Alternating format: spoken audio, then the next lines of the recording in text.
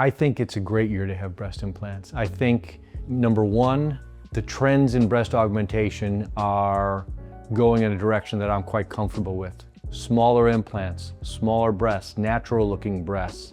When we used to say natural looking breast, that used to be a woman with a 500cc breast augmentation, which wasn't natural at all.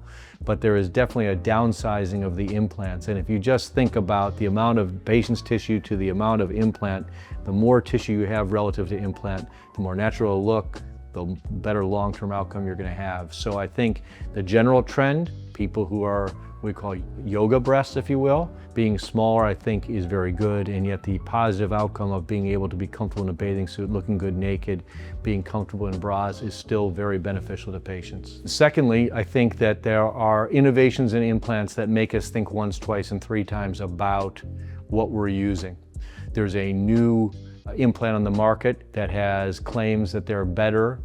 I always add caution to that because people like to jump on the newest shiny penny or the newest train, but in one thing we've learned in breast augmentation, especially with implants, is long-term outcomes are critical. And while some implants claim that they don't form as much of a capsule or they can be put in a different position, we've done a lot of that 30, 40 years ago. You never want to be the first doc using something new, and you don't want to be the last one, and that's always held true. But when something new comes out, it makes us think about what we're using again and what the benefits are, and it creates an enthusiasm and an analysis that will ultimately be better for patients. The pendulum sways back and forth in plastic surgery, and in breast surgery, it's certainly an example as well.